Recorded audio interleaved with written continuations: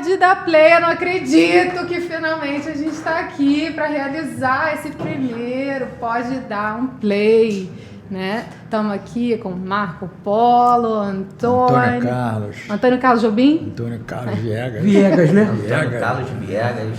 Isso. Breno. Eu sou o Brandon Delírio. Breno Tudo bom, Delírio. família? Muito feliz de estar aqui.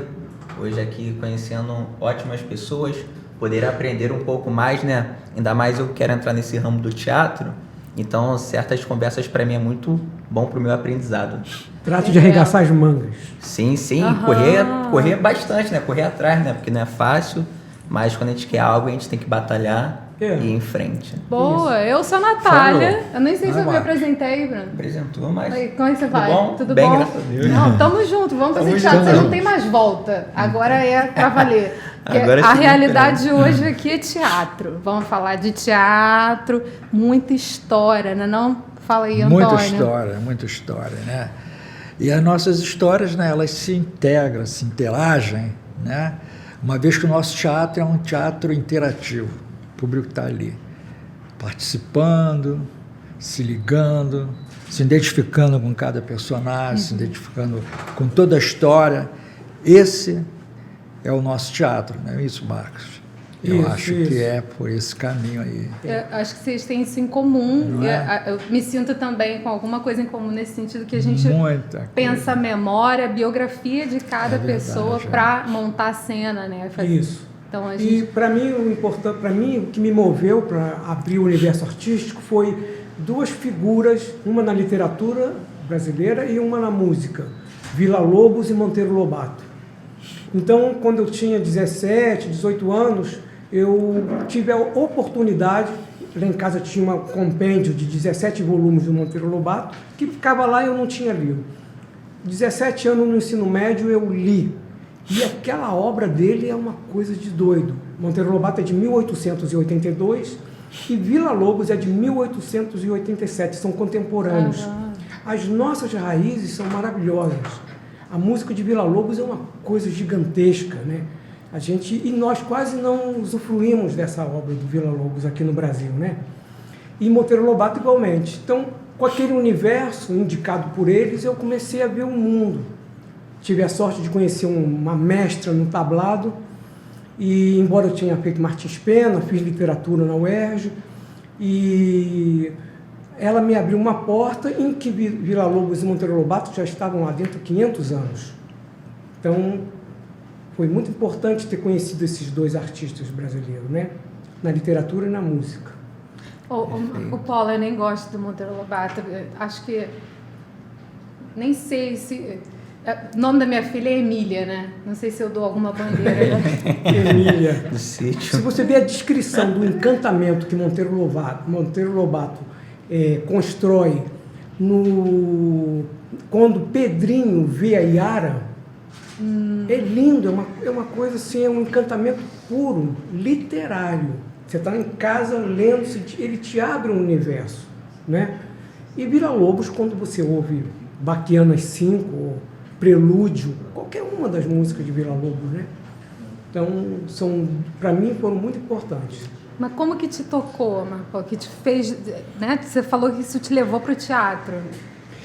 Aí eu estava ali, ia fazer direito, estava ali no ensino médio e não sei o quê, aí alguém me chamou para fazer uma peça na escola. E nunca mais saí. Maneiro. Eu fiz literatura, nem terminei, fiz até o sétimo período de literatura na UERJ e abandonei e caí na estrada. Aí eu fui montar meus espetáculos, oficinas, muito trabalho, né? Muito trabalho. Imagino. Essa história do teatro com a música, na minha vida, é uma coisa também, sabe, Marcos, muito, muito interessante. Se eu for falar de 3 nomes que mexeram comigo, começou realmente pelo cinema, pelas grandes comédias da Atlântida. Olha. 3 grandes ídolos meus da época, Oscarito, Grande Otelo e Anquito. Olha.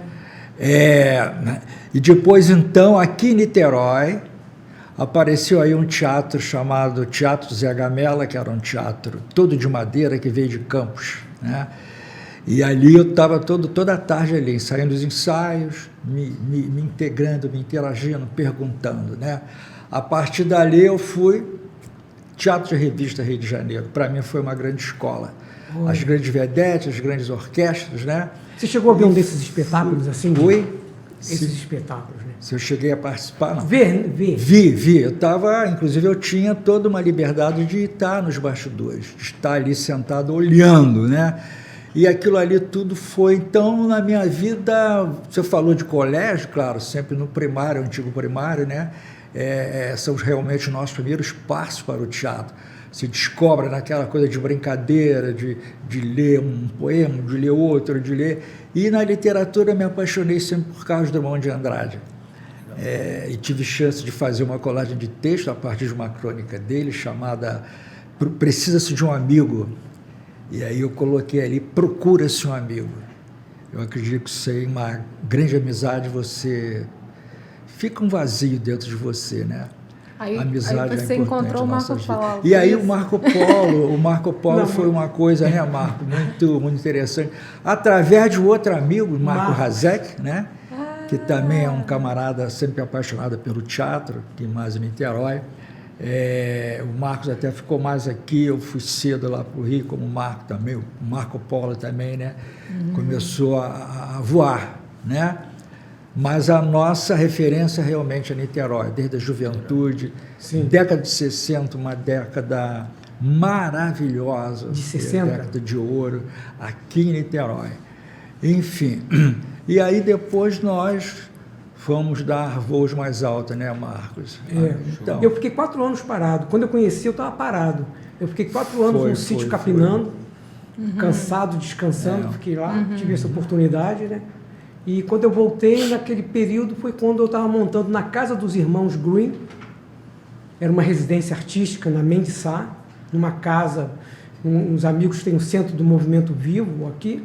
Eles me cederam a casa e eu montei a Casa dos Irmãos Green, no mesmo molde da Casa de Van Gogh, que nós montamos na Escolinha de Arte do Brasil, ali em frente ao Rio Sul. Montamos uma residência artística para um grupo de atores da Unirio e montamos a Holanda de 1853 para falar de Van Gogh. Mas você já estava trabalhando com dramaturgia? Você fala de dramaturgia de uma forma diferente, né? Não é necessariamente com texto. Não, a gente constrói. Constrói com texto também. Isso. Por exemplo, na Casa dos Irmãos Green, o público chega e eles estão entrando dentro da Casa dos Irmãos Green. Então, em primeiro lugar, tem a Frau Ingrid, que vem receber o público, diz que os irmãos Green só vai recebê-los porque Monteiro Lobato, amigo de longas datas dos Green, Monteiro Lobato mandou uma carta dizendo que vinha um povo do Brasil e se ele poderia visitar. Aí Frau Ingrid recebe o público e diz, olha, rapidinho, porque a casa está em polvorosas. As bruxas estão brigando lá dentro, Cinderela não quer mais quer mudar a história porque não quer mais ir de carroça, quer ir de metrô, Branca de Neve quer fazer bronzeamento artificial, está uma bagunça aí dentro, então é rapidinho, e aí a história vai contando como que se desenvolve. A dramaturgia surge a partir disso. Tem a sala dos porquês, por que tudo acontece, aí o público vai passando por dentro da instalação, né? Mesma coisa do Van Gogh. Na Escolinha de Arte do Brasil, são 2 andares, são 5 salas, o público entra, então o público ia na fase em que Van Gogh vivia dentro das minas de carvão, que ele estava pastor, né? Depois passa pela Noite Estrelada, depois passa pela a influência asiática na obra do Van Gogh, até que cai nos Girassóis. Então, parece o filme do Kurosawa, né? Sonhos me faz pensar nessa... Mas a área que você mais gosta é a dramaturgia? Ou tem outras áreas? Acho que a dramaturgia é a principal. Porque a partir dela é que tudo desencadeia, não é, Antônio?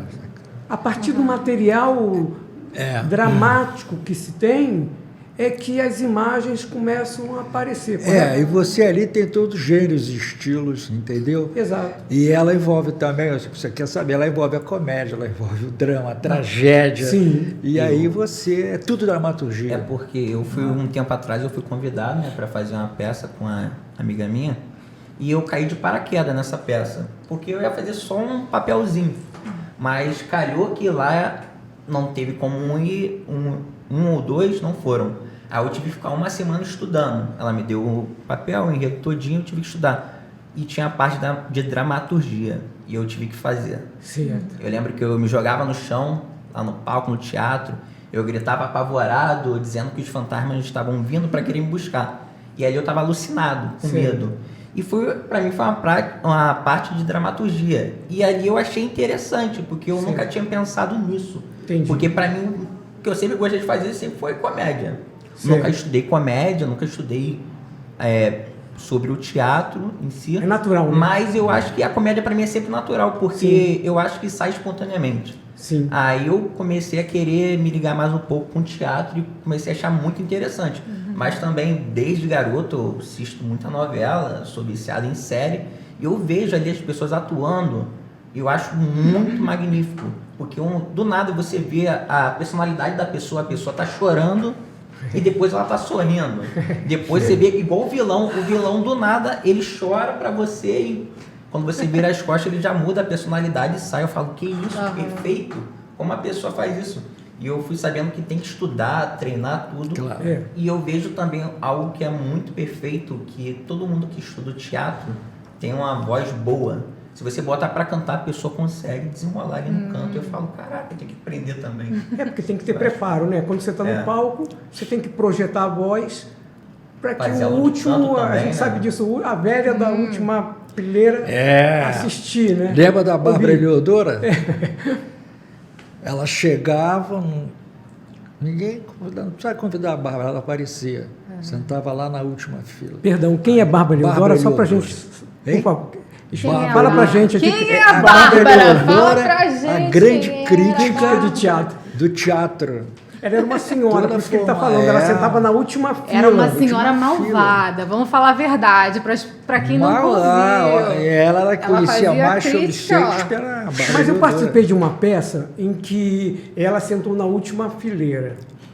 E eu... Caderninho, né? E eu achava uma série de coisas na época sobre a montagem, sobre a concepção da montagem e o processo. E a Bárbara foi. Quando saiu a crítica no dia seguinte, eu concordei com ela em número, gênero e grau. Ela sabia do que estava falando. Eu tinha a informação da Bárbara que ela era maléfica, que É o ela era do clichê, homem, né? não é? Ela era No rigorosa. dia seguinte eu falei, caramba, caiu por terra, que eu falei, poxa, Boa. ela está analisando cada detalhe. É. E eu sabia, porque eu participei do processo de montagem, eu era ator somente. Na época eu era só ator. E eu falei, poxa, a Bárbara não era qualquer uma pessoa, não. É que não existe esse bem e mal, né? Eu acho que Não é. é Mas ela divertido construía, falar. né? Eu acho que ela construiu esse personagem também. E- Mas porque ela era especialista em Shakespeare, É isso que eu ia em língua falar. inglesa, né? Em literatura É. brasileira. Muito Então, como que sofisticado. não vai criticar, né, com um alto grau de sofisticação também? Devia ser também uma crítica construtiva, né? Porque ela estava ali Nem para sei. analisar ou não. Mas imagina, você monta uma produção, aí o crítico mor do Brasil chega e destrói, desestrutura aquela... É um balde de água fria. Né? Mas a função dela era aquela, né? De trazer luz à informação, né? Era duro, porque... Uma grande estudiosa. Né? Uma mestra da Unirio, né? Também. Mas mesmo ela criticando, no dia seguinte a casa estava cheia. Aham. Era? A crítica tem isso, né? Tinha um negócio papel. Tem, a crítica ali é faca de dois gumes. Ela lotava. E hoje a gente tá assim, Não, não tem, quase não não existe. tem Não uma figura que seja única, né? Como ela, tipo, uma gênia da crítica. Não tem. É um pouco mais disseminada. Tem a questão de crítica, né? Que é uma verdade. revista que bomba no Rio, assim. Tem um trabalho também, um estudo forte, né? Ela era da Jornal do Brasil, depois o Globo, depois o Michalski. Você conhece? o Ian Michalski também foi um grande crítico, né? Foi mesmo. Ele que fundou a CAL, se eu não me engano, né? Também. Ele Não teve sei. lá uma participação muito ativa lá na CAL, na inauguração da CAL. Se eu Entendeu? não me engano. Depois ele... Né? E ele também era um camarada que... Ele veio, inclusive, ele foi professor do antigo Conservatório Nacional de Teatro, junto com Pernambuco. Ah, isso que eu queria perguntar. Você conheceu Pernambuco de Oliveira? Conheci Pernambuco. Gente finíssima. Um grande cenógrafo, né? Oriundo lá do Santa Rosa, né? Conversamos a esse respeito, né? Que Santa foi Rosa, o cara cenógrafo da estreia do Teatro Moderno, vestido né? de noiva, né? Com o Zimbinski, né? Você vê, posso comentar isso? 1943, mais ou menos. A gente está Por aí, falando, por né? aí. 1940. Para você ver, né? O Teatro Moderno Brasileiro foi inaugurado, é assim que fala? Surgiu, né, entre aspas, né? E no dia 28 de dezembro, quer dizer, Santa Rosa, Zimbinski, Nelson Rodrigues. Nelson Rodrigues. Você imagina, deram para Nelson Rodrigues um cantinho de dezembro, com um espetáculo daquele, né? Você vê como que, eu estava até comentando, né, Antônio? Como que o tempo real passa por cima ou desconhece as vanguardas, né? Desconhece as vanguardas. O Né? tempo real, o hoje. Não, o tempo contemporâneo. real de qualquer época. Ah, certo. Você só vai saber depois, Só né? vai O cara saber depois. morre e aí Exato. é que se Aí depois dá a você vai dignidade, querer, né? O que não foi o caso do Nelson. O Nelson conseguiu a glória em vida, né? Porque também foi adaptado muito para o cinema, né? Então, acho que... Não, mas estou dizendo, na época, quando ele montou o vestido de noiva, ele subiu para a glória. Certo. Aí diz ele com algo de família e caiu nos infernos de novo, no esquecimento. Eu queria... Desculpa cortando. Não, mas... Eu queria saber dos senhores o que vocês acham do musical no teatro hoje em dia. Um jump, um pulão, assim, né? Vocês já Do produziram Nelson pro algum musical. musical? Eu, na verdade, tenho uma reserva com a cópia do musical americano. Né? É lindo, você assistir em alguns espetáculos fora, é a coisa mais linda do mundo. Sem sombra de dúvida, a estrutura, a preparação, o que apresentam é fantástico. E oferece muito emprego também, né? A gente tem que pensar Não, eu nesse... acho. Agora, Muito bonito. não sei, é porque eu sou muito reservado, né? Eu ainda não me descobri ainda, então eu estou investigando se eu sou índio, se eu sou negro, se eu sou branco, o que eu sou, e eu estou me apresentando um trabalho que já está pronto desde décadas passadas, porque quando a americana levanta a perna em qualquer espetáculo, na Broadway, ela levanta o Walt Whitman, ela levanta a Guerra da Secessão, ela levanta Isadora Duncan, né? Quando nossa brasileira levanta a perna com aquele mesmo sentido, está levantando o quê? Entende? Mais ou menos a elucubração. Isso não invalida a montagem, entende? Porque um tempo atrás eu assisti um musical que é dos Estados Unidos, eu não me lembro o nome, eu acho que era o show, alguma coisa assim no México, que tinha o ator que faz o Wolverine, que é o Jack Rudman, se não me engano, tinha o Zac Efron, tinha também aquela Zendaya, e eu fui ver o musical deles se eu não me engano é da Disney ou da Broadway também, e fazia dentro de um picadeiro, que era um circo. Certo. E, porra, eu achei aquilo dali perfeito, porque você vê a desenvoltura deles pra eles dançando, cantando, subindo corda e ao mesmo tempo cantando. Certo. E aquilo dali eu achei muito mágico. Muito preparo. Preparo, né? força pra... Você ficou assim... Eu falei... como se fala isso? E você não esperava. E depois eu fui ver os bastidores deles, pra ver como foi, eles treinando a dança e tal. E eu vi também eles estudando a música. O cara no piano, tocando teclado e ele cantando. E quando eu fui ver, eu falei, cara, não é ninguém cantando, ele não tá dublando, ele tá cantando. Aí eu fui ver o Jack Rudman que faz Wolverine, ele cantando, eu falei, caraca, olha a voz do cara.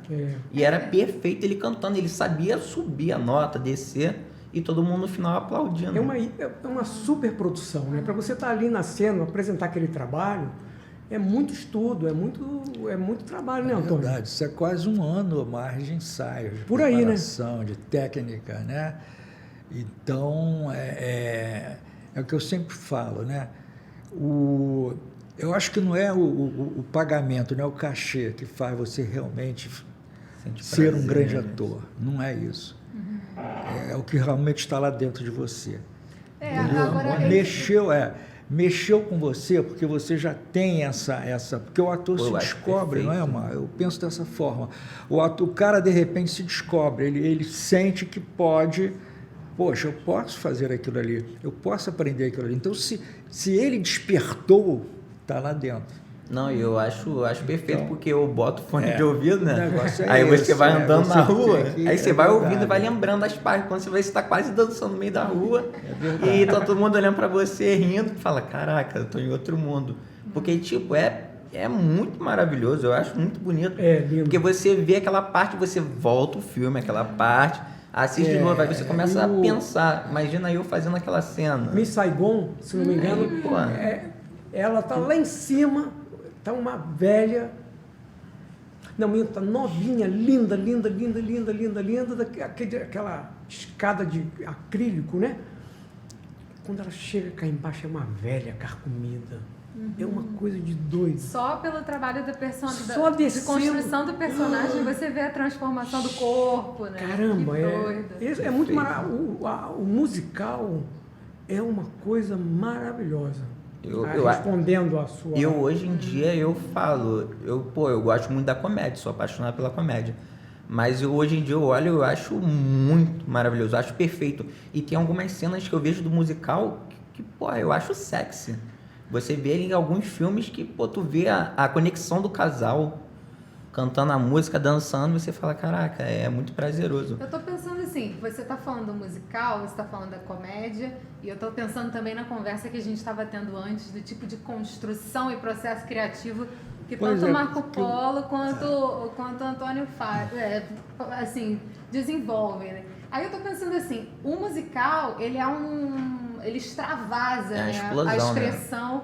Mas assim, stand-up comedy também fazem isso de uma certa maneira. Não necessariamente com figurino, cenário, mas existe um trabalho que é tão detalhado e tão multifacetado como no musical, né? Agora, o que eu estava pensando aqui, até para reintroduzir uma coisa que eu acho que é muito interessante, porque aqui tem muita história.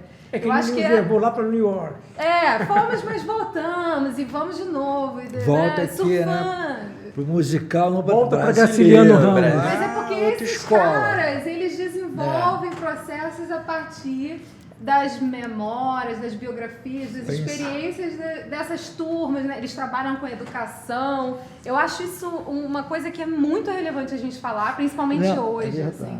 A gente trabalha com construção de conhecimento, né?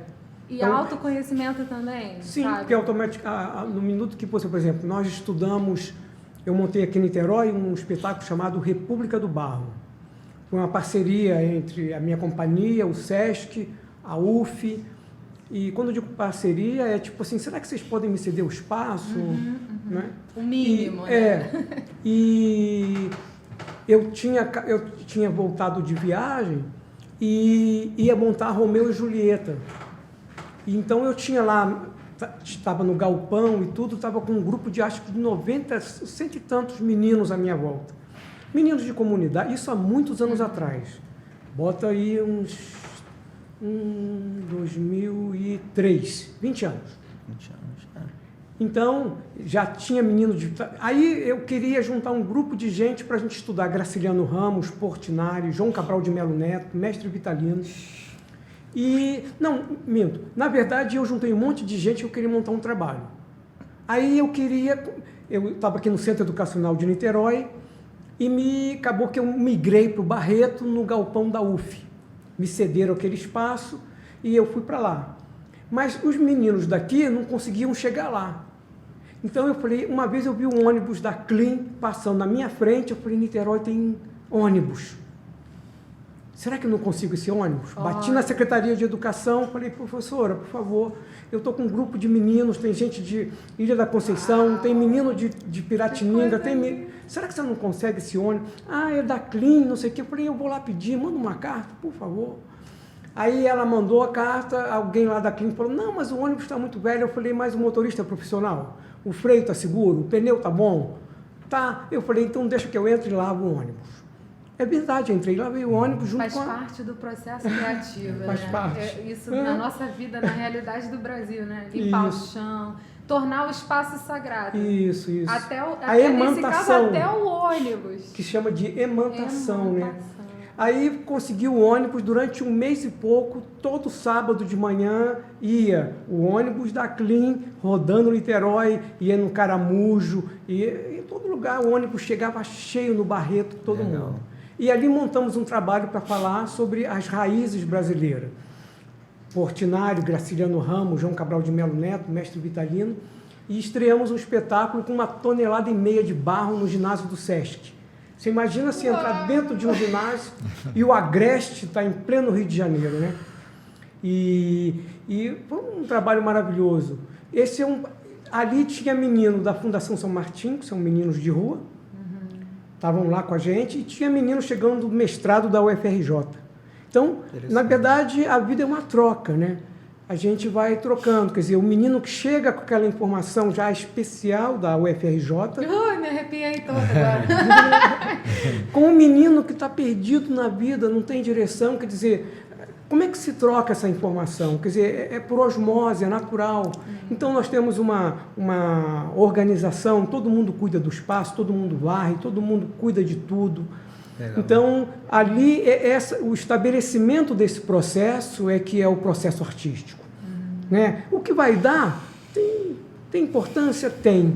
Mas a troca, o reconhecimento, o crescimento pessoal, né? Quando você chega em Londres, todo mundo não tem dúvida do que é. Né? Eles não brincam em serviço. Né? E nós somos muito malemolentes. A gente tem menos ferramenta, né? Para saber, para crescer bem com o suporte que a gente precisa. E ao montar esse trabalho, surgiu montar a República do Barro, que é essa do barro e tudo, nós íamos montar Romeu e Julieta. Quando estava todo mundo reunido, eu comecei a falar de Romeu e Julieta, de Shakespeare, não sei o quê, de outro mundo, de outro idioma. Aí uma menina vira e fala, professor. Não sei. Eu falei, Eu desmontei tudo e falei, vamos voltar para as nossas raízes. Aí pegamos Graciliano Ramos, que é um autor, um escritor brasileiro, escreveu Vidas Secas, né, que é uma das coisas mais belas da literatura, né? E que é a mesma tela do Portinari, Os Retirantes, que é a mesma coisa do João Cabral de Melo Neto, Morte e Vida Severina. Estamos cheios de informação e a gente precisava abrir isso para... É a nossa identidade, né? Então, quando o americano levanta a perna na Broadway, ele levanta, como eu disse, o Walt Whitman, Isadora Duncan. Então, ele levanta com uma verdade, e a nossa verdade está nos nossos artistas que trouxeram as obras para a gente poder trabalhar, para a gente poder ler durante os tempos, né? Falei muito, gente. Não, fica à vontade. Uma coisa assim que dá vontade de você só ficar escutando. E pegando esse gancho do Marco, a gente tem uma história idêntica, né? Esse negócio de crianças, Eu, Antônio, tenho. É verdade. Eu fiz uma homenagem ao Grande Otelo. Como nasceu o Teatro Grande Otelo, através dessa garotada. Eu ia te pedir para você contar. Por quê? Porque era um espaço interditado lá, né?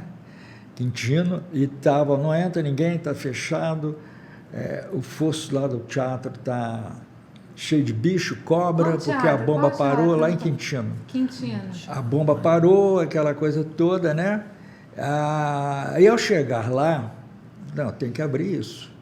Não, mas ninguém vai te dar, nem funcionário, né? Está parado, não tem problema.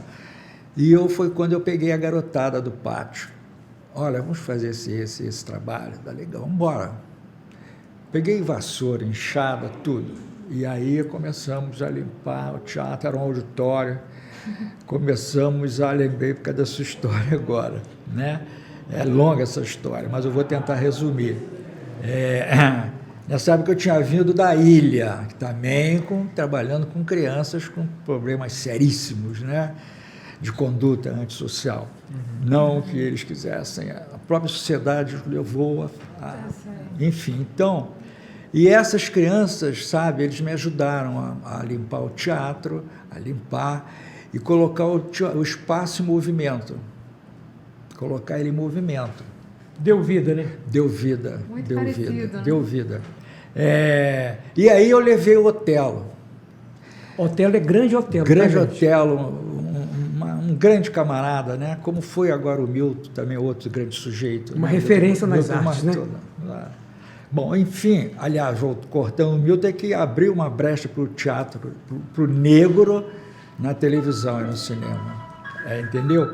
Então, esse Teatro Grande Otelo, ele surgiu através dessas crianças. Entendeu? Entendi. De trabalhar, de fazer. E aí, né, o governo foi vendo, olha, o negócio está dando certo. Vamos agora dar um apoio. Mas até o governo realmente dar um apoio, né, a diretoria, né, o pessoal de cima, nós começamos a trabalhar refletores de lata. Pegava lata de tinta, vamos fazer isso, pá, pá, pá. Aí americana, vamos botar uma madeira, suspender numa rodana com corda e jogar a luz no teatro. E dentro do teatro vamos colocar umas gambiarras, lâmpada comum. Tudo com as crianças. Mesa de luz, feita de caixote, de madeira. Show. Liga aqui, liga lá. E aí a coisa foi, dentro da sua história, a mesma coisa foi realmente tomando uma forma. Mas para você ver, né, Antônio? Mas cara, quando eu digo que vem da gente, que vem do chão, que vem do barro, que vem lá da arte plástica, que junta tudo isso, é tudo um apelo da cultura popular, né, Marcos? Sim. É tudo que tira lá do poço, tira da terra. Eu fiz Morte e Vida, que foi na biografia garoto da Funabem. Da construção do espetáculo Vestido de Noiva, que inaugura o Teatro Moderno, tinha uma atriz, isso está na biografia do Nelson, da família Guinle, se eu não me engano, que eram donos do palácio que hoje é o Palácio Guanabara. E eles tinham vendido o palácio, passado para o governo, uma coisa assim. Precisava de refletores. Aí a Guinle ainda estava com a chave, está escrito lá, tá? Ela pegou e levou o pessoal lá no jardim que hoje é o palácio e pegou aquelas panelas e levou para ajudar a iluminar o espetáculo. Panelão. Não é assim que Panelão, se constrói o no teatro teatro brasileiro? chama tangão, No teatro, panelões, tangões, né? Que eram justamente panelas, né? Panelão. Tinha um professor que falava, se panelada. tiver filó e fita crepe, você já faz o teatro, já faz teatro. É verdade. Filó e fita crepe. Trabalhei pronto. muito com filó. Mas é verdade. Tem uma uma- brincadeira, né? A construção das minhas montagens surgiu a partir de um evento que nós fizemos no Museu da República. E não sei se você perguntar como é que aconteceu aquilo, eu não sei. Tinha um carro de som gigante com engenheiro de som e eu levei Vila Lobos para lá. E levei sacolas e sacolas de filó. E aquela estrutura da música do Vila Lobos, né? Nós ficamos 1 hora dançando Vila Lobos em pleno Museu da República. Quando acabou aquilo, eu afastado, eu falei, gente, isso é um espetáculo. Aí, copilei tudo, fiz um escopo, mandei para o Centro Integrado de Cultura de Florianópolis Você foi pra lá. Né? e fui para Florianópolis. Aham. A gente Agora, vai, né? a gente está falando em Vila Lobos, né, Grande Otelo, e aí, de repente, pode ser bom quando a gente tocar nesses grandes nomes que formam a nossa cultura, mas que estão, aos pouquinhos, né, virando fantasmas, rarefeitos, assim, porque a gente nunca mais vi um espetáculo. Aliás, agora tem um espetáculo graciliano inspirado na obra do Graciliano Ramos em cartaz. Tem? Não tem? Tem alguma. Eu não tenho certeza. O teatro, Morte, Vida e Silveira. que está voltando devagar, né? As pessoas estão tentando, os Pós-pandemia. produtores estão aí numa luta tremenda aqui no Rio de Janeiro, tá? Em Niterói também, porque estava conseguindo ver uma luzinha no final do túnel, mas O governo segurou essa pequena verba. Mas não é o nosso caso, né? Eu e o Marco Polo estamos falando sobre isso. Não é o nosso independente caso. Nós não de maneira nenhuma. Nós não. Eu estou fazendo um espetáculo agora, eu mesmo estou produzindo, estou gastando, estou fazendo, vou fazer fora do Rio, numa cidadezinha que nós estamos fazendo ainda uma formação de plateia. Mas o teatro é lindo, maravilhoso. Conta mais pra gente, Antônio. E esse que cidade teatro é essa? da... Como é que você faz formação de plateia? Pô, Pois a gente é. quer saber. Não, né? a formação de plateia isso? você tem que conversar primeiro com o jornal local. Entendi. A gente tem que conversar com a rádio AM local. Com o sistema local, né? Mas tem internet. Não. Funciona. Mas tem que ser a viva voz. Você tem que pegar esses caras, olha isso, e você começa aí. E trabalha as escolas, você tem que levar trabalhos que realmente são trabalhos que vai agradar a família, a garotada, sabe? Sem violência, sem nenhuma apelação. Então é onde entra a comédia de costumes. O que ele vai levar? De costumes, Fala o nome, pode falar? O que você está montando? Eu estou fazendo, a pessoa fala, pô, esse cara tem um nome aqui no Brasil, chamado Anton Tchekhov. Tchekhov, ele é russo, o cara está querendo roubar lá, tomar a Ucrânia, mas a Rússia realmente, né? Você está montando um russo agora, Estou montando um russo agora. Isso é polêmico. É polêmico, mas a história, a comédia... As Três Irmãs?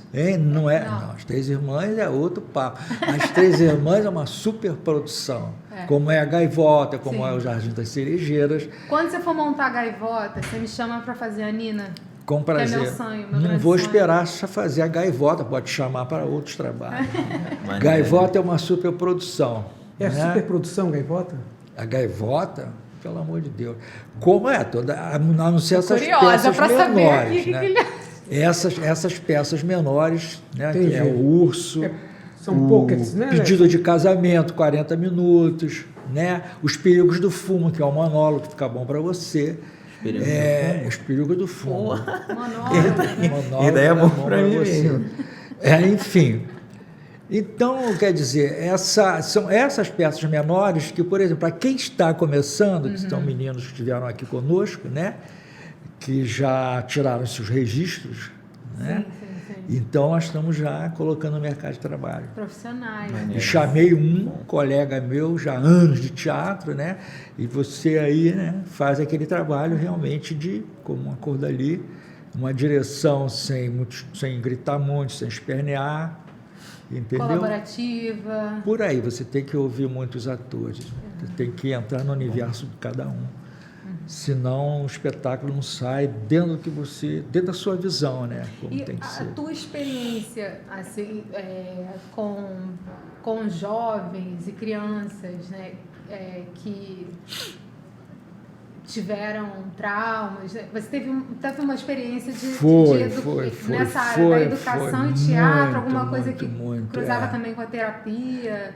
Isso ainda te inspira? Isso totalmente. Isso me levou a essa garotada, porque eu não estava tendo assim uma entrada propriamente dita como teatro em si. Então eu tive que me aprofundar muito realmente na psicologia, até na própria psiquiatria. Não é?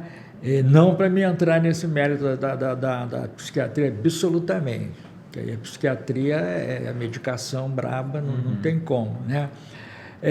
E aí eu comecei a trabalhar esses jovens, né, de muita conversa, muita dinâmica, né? E foi quando eu descobri Jacob Levi Moreno, um romeno, que trabalhou durante o período da guerra. Ele justamente, e aí isso me interessou. Cara, eu tenho que ler esse cara, me aprofundei, tenho vários livros dele, alguns que saíram até bem pouco tempo, e aí dele ali surgiu realmente o sociodrama, o psicodrama, essa coisa de você trabalhar, né, o indivíduo, né, entendeu? E o teatro, tanto que ele trabalhava com um diretor de teatro. Apareceu lá um cara que todo lugar do mundo tem teatro, tem um diretor de teatro, tem um maluco que de repente ele vai, aí ele foi ajudar, ele foi trabalhar com esse psiquiatra, esse romeno. E ali então ele começou, a partir dele, né, ele então criou o psicodrama, que é realmente passou a ser uma consulta, um papo sem, né, dinâmica de grupo, mas isso incomoda muito alguns psiquiatras, somente na minha época incomodava muito. O cuidado com o cuidado, porque o camarada vai escutar, vai, você toma uma bolinha de manhã, uma tarde, uma noite. E aí a criança não ia produzir nada, ia para a sala de aula, dormia. Dormia. E aí o teatro começou a vir esse lado, e aí a garotada começou, boas notas, legal. Está melhorando? Está melhorando. Por quê? Por isso. Existindo, o teatro permitiu a existência, né, dessas pessoas que estavam sendo conhecimento, apagadas pelos alopáticos. Porque aí era a história de cada um. E essa história de cada um, você acaba fazendo uma história, fazendo realmente uma peça de teatro entre eles. Entendeu? Isso é interessante, que aí mais um ponto em comum, né? Porque o tem Marco a ver, Polo tem a ver. e esse teu interesse pela Pina Bausch e pelo trabalho que parte da memória, né? Totalmente. Parte da biografia de cada pessoa. Mas isso por que levou o Grande Otelo? Porque o Grande Otelo foi um menino de rua que vendia bala, doce no ponto, no sinal. A própria trajetória informada. Em Uberlândia. E quem trouxe o Grande Otelo? Jardel Jéculis, pai do Jardel Filho. Uberlândia, ele era de Uberlândia, eu não sabia. Garoto de Uberlândia. É coisa, né? E Jardel Hércules trouxe o Grande Otelo para o Rio de Janeiro. Eu não sabia que E era aí Uberlândia. foi. E o Grande Otelo realmente foi uma escola. Ele era um cara que, lá para os meninos, ele ia para o palco e pronto. A garotada disse, não, já vai embora. E ele então chamava, vem cá você aqui, vem cá. Uau. Você vê, né? Eu acho que nós, interagir, né? no Brasil, eu pelo menos não vi. Pode ter acontecido e eu não vi. Eu acho que nós não prestamos a homenagem devida ao Grande Otelo. Não. E olha só, querido, eu fiz em vida. Ele fez, Grande Otelo em vida. Ele foi, eu levei a escola de samba mirim da Mangueira para lá. Ele falou, inaugurou, você tá né? maluco, rapaz, você me pega. Não, você sabia que você tinha que estar. Eu mandei um carro pegá-lo, Grande Otelo. Ele levou o Pratinha, que não vou entrar no detalhe, pelo amor de Deus. Então ele levou o Pratinha. Que foi isso? Foi uma fofoca? Perdi. Não. Fala, o aí Pratinha é o que filho acontece? do Otelo. Então se inaugurou o Teatro Grande Otelo, uma placa. Ele está falando da inauguração do Teatro Grande Otelo, que ele lá em trabalhou. Quintina. Eu consegui fazer essa homenagem para ele em vida. É verdade, o Antônio fez. E aí tínhamos a orquestra lá da escola, botamos a orquestra, entendeu? No palco, lá aguardando. Mas do lado de fora estava a escola mirim da Mangueira. Quando ele soltou, ele fez assim. Eu vou dar Antônio, me perdoe, mas eu vou dar minha proposta de homenagem ao Otelo, que eu já comentei com você. O Grande Otelo tinha quantos filhos?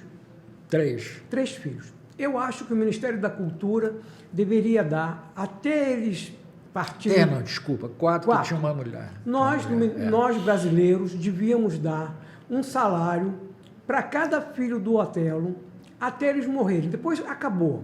Seria uma homenagem ao Grande Otelo. Quem concorda ou discorda em todo o impacto, mas sigo suas linhas. Realmente... acho que a gente vai ter que terminar essa conversa hoje com essa proposta e a gente vai ter que fazer uma segunda fase dessa conversa, porque assim, tem não é possível, mais só para coisa fechar em relação ao Teatro Grande Otelo, porque aconteceu algo pior. Aí eu vou parar por aí. Por quê? Foi feita a inauguração, placa, tudo ali. Tá? Grande Otelo, diretor do teatro, Antônio Canis, homenagem ao Grande Otelo. Depois, quando o espaço passou para o Estado, aí que veio a derrocada. Então, o que acontece? Não sei quem tirou, não vou falar assim, com certeza quem tirou, quem mandou tirar o nome do Teatro Grande Otelo, não sei. Eu sei que alguém foi lá, tirou a placa, Não é mais o Teatro não Grande é Hotel? mais Teatro Grande Hotel. Ah, mas isso... Aí agora, muitos anos depois, colocaram o Teatro Abdias Nascimento, que também foi um cara Sim, negro que tem sua teve importância. muita importância no teatro Mas o negro Grande no Otelo- Brasil. Mas acontece que a homenagem foi a Grande Do Otelo. Otelo, né?